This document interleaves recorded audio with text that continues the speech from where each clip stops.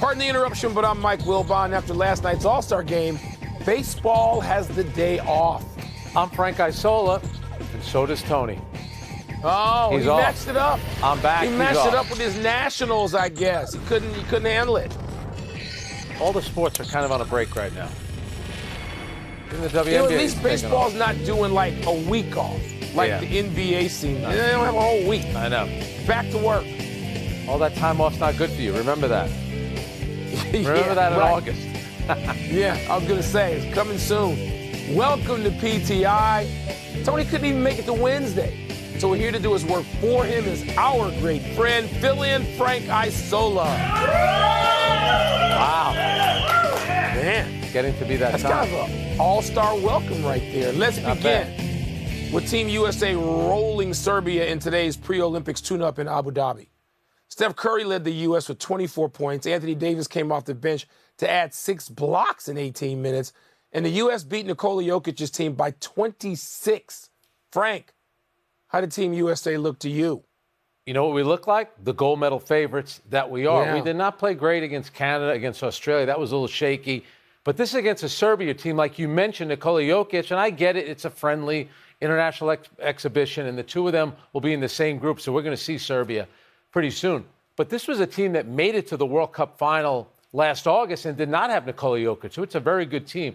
I love the way that Steph Curry played. You could see that Steph Curry, who does not have a gold medal, never been in the Olympics before, had 24 points. 18 of those were in the first half, and defensively, we were outstanding. I think this was the kind of performance that Steve Kerr wanted to see. The field is tough. It's probably the toughest field we've seen in the Olympics because of all the international players, Mike, that are in the NBA. But today in Abu Dhabi, we look like the best team, which we are. Well, Frank, there's no doubt this is the toughest field. This is the toughest, most talented, deepest field in the history of international basketball, whatever the tournament is. And this one coming up happens to be the Olympics. There's no doubt about that. And that's why I came into this month saying I expect the United States team, while favored by everybody everywhere, to be pushed. But Nikola Jokic and Serbia couldn't push him today. Now, earlier this week, when Tony and I talked about this, we were giving out grades, and my grade is an I for incomplete. Yeah. Because we just don't know yet. Friendlies is like dealing with soccer.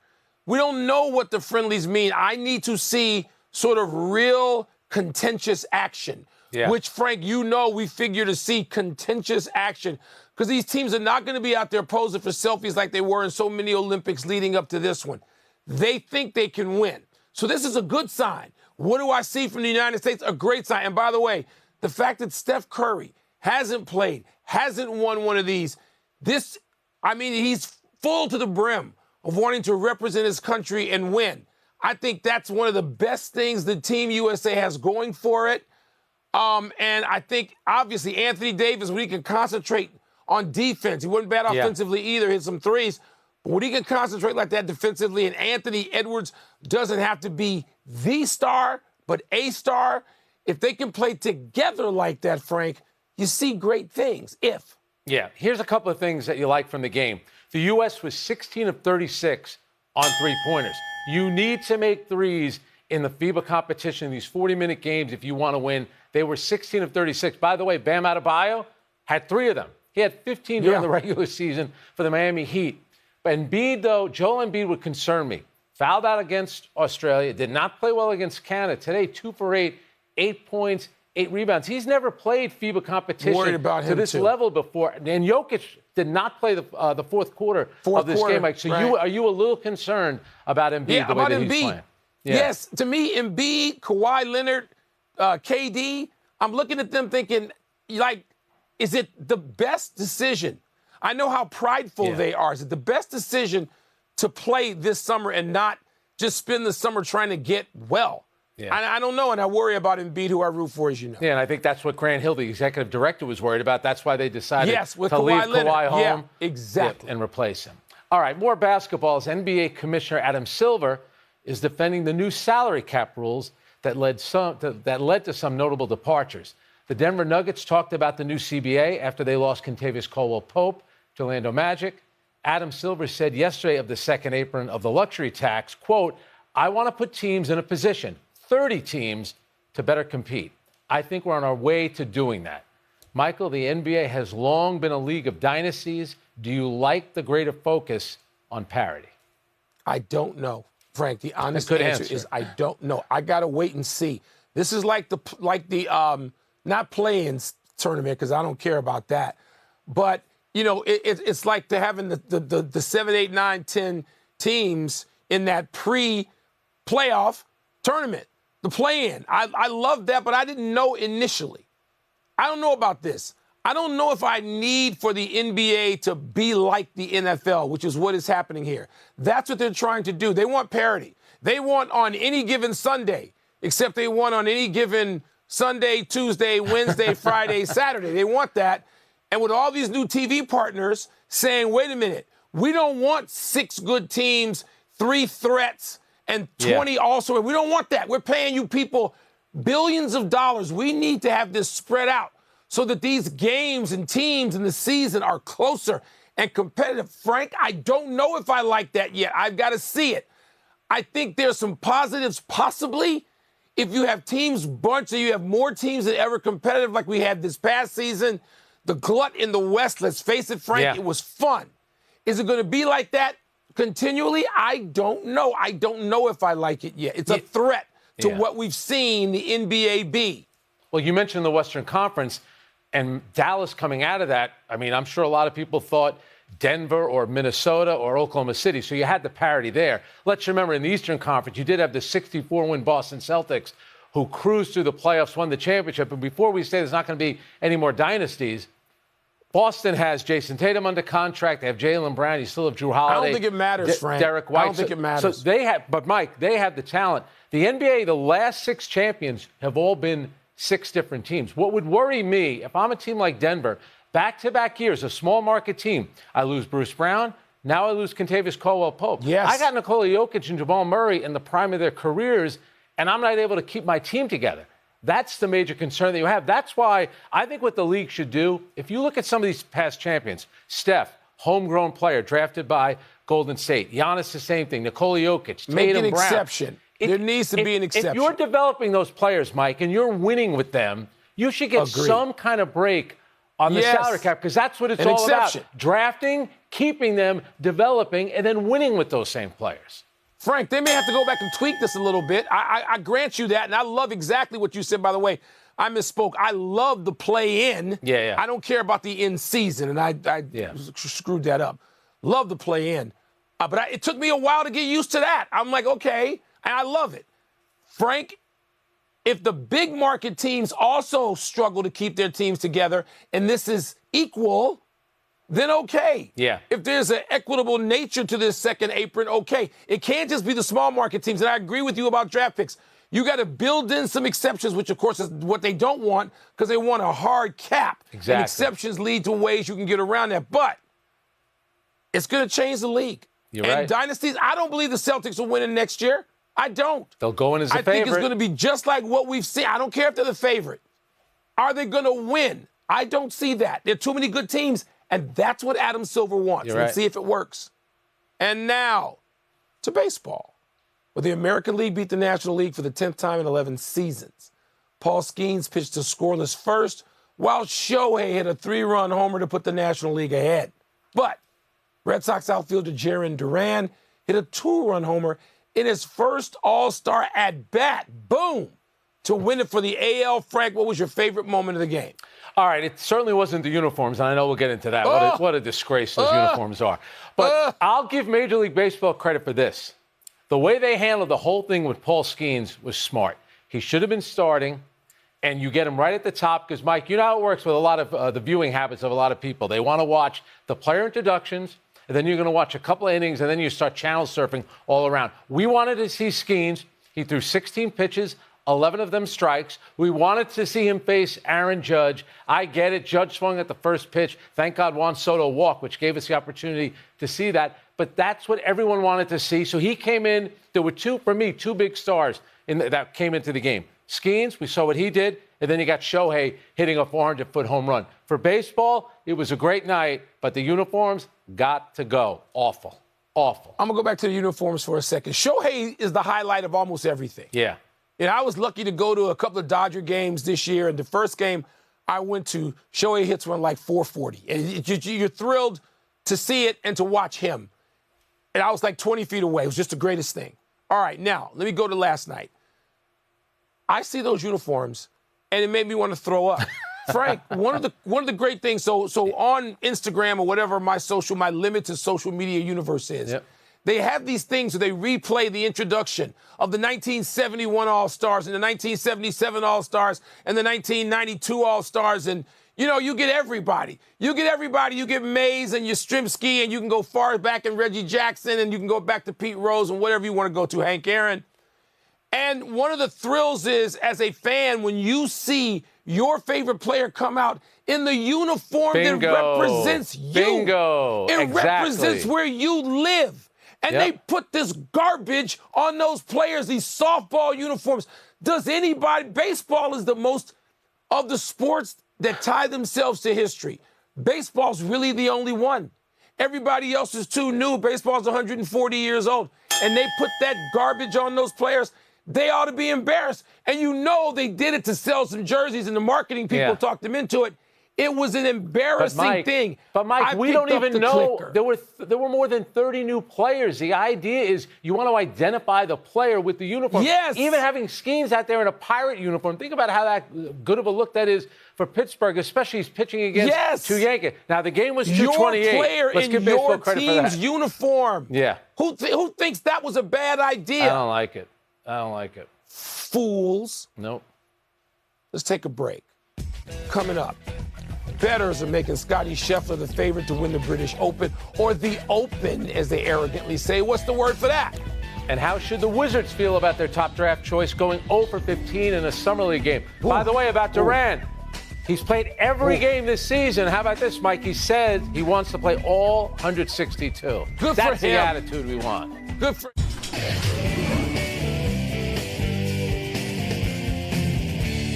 Time to fill in some blanks with Phil and Frank. What's first? Scotty Scheffler is a blank choice to win this week's British Open. He's a too easy choice, Frank, and I get it.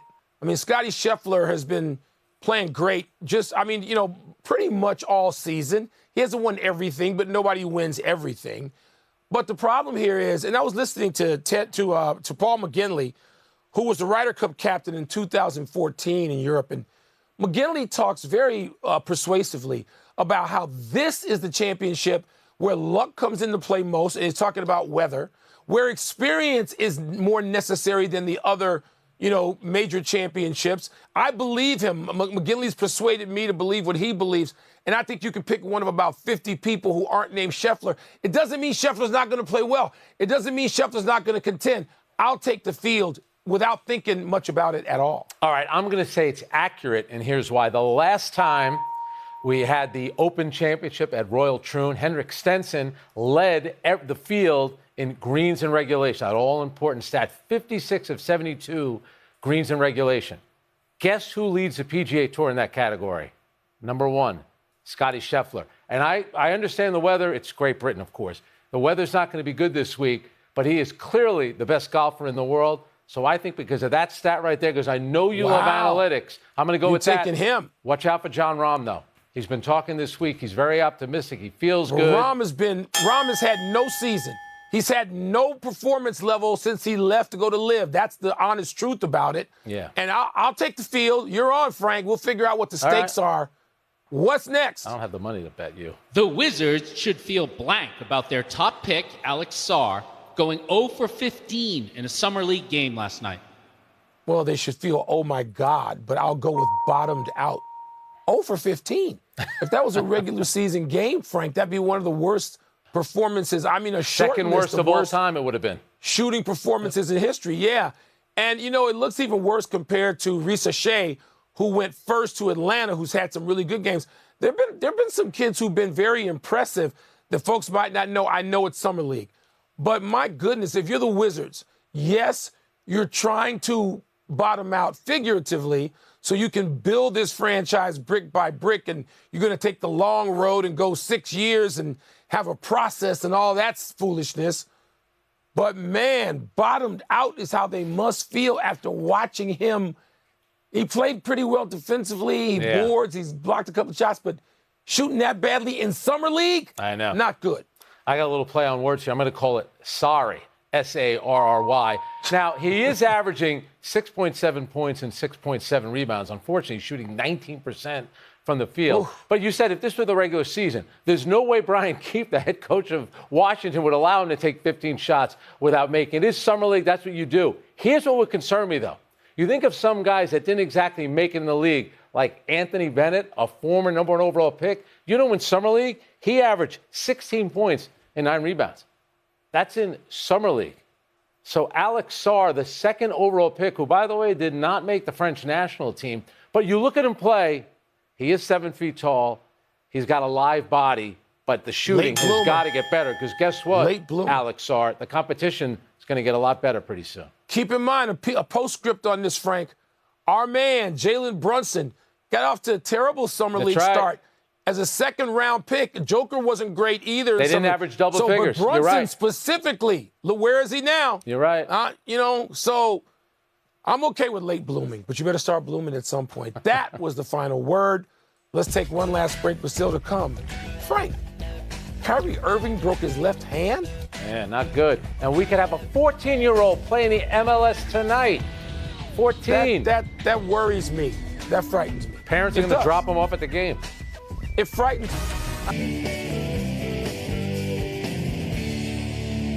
Time to get happy, people. Happy 19th birthday, Connor Bedard. The Blackhawks center led his team in goals, assists, and points, and won the Calder Trophy as the league's Rookie of the Year, but the season had its share of challenges. Bedard missed 14 games with a broken jaw, and the Blackhawks finished 23, 53, and 6. Second fewest points in the league. The team upgraded its roster significantly this offseason, so Bedard should have more help for his second season, and maybe this lifelong Blackhawks fan can look forward to the playoffs instead of the draft, Frank. All right, that's your hometown team. Let me give you a scenario. Another Connor McDavid, it took him 9 years to get to a Stanley Cup final. Would you sign up for that right now? I probably would. And now you're being logical. I probably would. You want to get there at some point. Happy anniversary, Kirk Cousins. On this day 7 years ago, the Washington football franchise announced Cousins had declined their offer of $53 million guaranteed, opting instead to play for the $24 million franchise tag. That bet on himself paid off as Cousins later signed a deal worth $83 million with the Vikings, followed by another $91 million. This offseason, Cousins agreed to a $100 million deal with the Falcons. It'll be interesting to see how things unfold in Atlanta as Cousins returns from a torn Achilles and faces competition from first-round draft pick Michael Penix Jr. Kirk Cousins is a smart guy. He's got a good agent. But how is this all going to work out, Mike? The guy's only won one playoff game. He's been part of a team that's won one playoff game. He's coming back from Achilles. They drafted a quarterback. Going to be a lot of pressure on Kirk Cousins and the Atlanta Falcons if they get off to a slow start. And he's made a lot of money. A lot of money. Happy trails to the final pre-Olympics tune-up for the U.S. women's soccer team. The squad played Costa Rica to a 0-0 draw last night in an exhibition in Washington, D.C. that featured a temperature at kickoff of 96 degrees. It's hard to believe the U.S. team didn't score, given that it controlled the ball 80% of the game and outshot Costa Rica, get this, Frank, 26-2. The Costa Ricans had lost 17 straight to the U.S. The United States now heads to France, where its first Olympic match is in 9 days against Zambia in Nice. 2 goals were called back, but we got to do better than that. And I'll tell you what, when you get to the Olympics, Mike, you got Canada, France, Spain, Germany. The competition, just like with the men's basketball, is a lot better. A 0-0 draw against Costa Rica on home soil, that was not a great performance. Field looks pretty deep. Looks pretty deep in women's soccer starting next week. We're running out of show. Let's go to the big finish.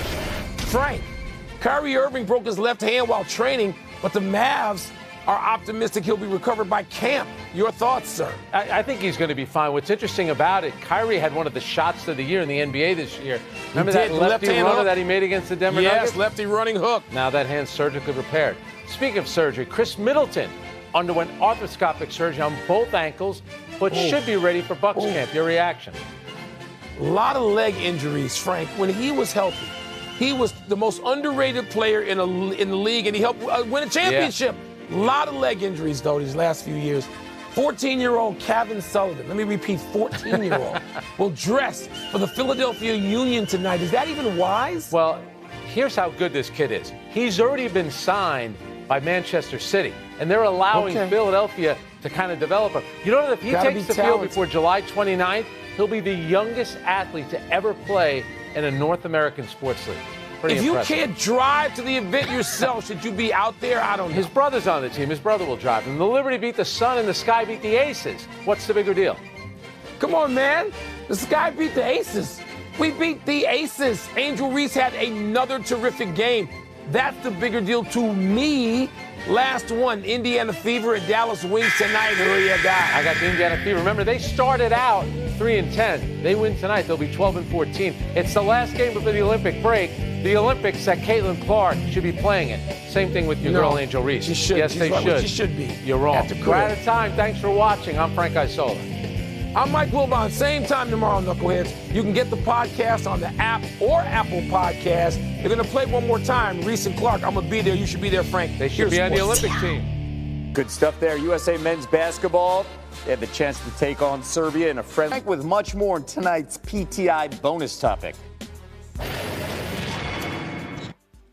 Okay, Frank, what are your impressions of Team USA's win over Serbia today? Well, we're the odds-on favorite for the Olympic gold, and today we look like the big bad USA. And what I loved about it was Steph Curry, who's never played in the Olympics before. There's been a lot of reasons why he hasn't done it. He had 24 points, 18 in the first half. We were 16 of 36 on threes. You have to make threes if you want to win a gold medal. And remember, this is against Serbia, a team that was the World Cup finalist last year, lost to Germany, and didn't have Nikola Jokic. So after looking okay against Canada, a little rusty against Australia, the U.S. had a really good performance today, and they are exactly where they should be, the favorite for Olympic gold. They are. And Frank, you mentioned the key guy in this to me is Steph Curry, because he hasn't done it. Yeah. There's no been there, done that. He's not going to be stale. He's not going to be casual. Not that Steph is that way anyway. It's just not his personality. But this jazzes him. I know we've all talked to Steph about this at various points. I'm glad he's doing it. I'm glad he's spearheading the U.S. effort. But let's spin this forward a bit, Frank. This field, and the reason why I can't get too worked up over friendlies is because I think this field is going to yield somebody, not sure who, maybe not Serbia, who's going to push the U.S. I didn't say beat. Odds-on favorite is what we should be. But push us because this is the deepest field that's ever played. No, the 92 Dream Team did not face this kind of field. The 96 team, the 2000 field, the 2004, which lost, the Redeem team. None of these teams faced the competition that the U.S. team is going to face now. Are you thinking like I am that we will be pushed at some point? Yeah, 100%. Remember now, you do have the host nation, France, terrific team. Serbia, Germany's the defending World Cup champs. And don't forget about Canada with all those great NBA players. Now, we're going to play Serbia in the group stage. We could end up playing them in the medal round. The stakes will be a little bit different. And you know this, Mike. Joel Embiid's got to play a lot better. Fouled out against Australia. Worried Today about he was him. 2 for 8. Has not looked great. Worried about him and Kevin Durant, Kawhi Leonard. We all know those guys. And I said this to Joel when he was on our set for Countdown during the finals. I hope you're okay. Maybe a summer off. And, of course, he wasn't hearing it because he wants to – I get it. But you worry about those guys, not just now for playing in the Olympics, but what happens after that with more wear and tear and maybe not the rest they should have. I worry about that. But I think this is going to be worth watching, Frank. I know you do, too. Yeah. Wear and tear. Celtics have 3 players on the Olympic team. None of them named Jaylen Brown. Great point. That's it. We're done. Back to you.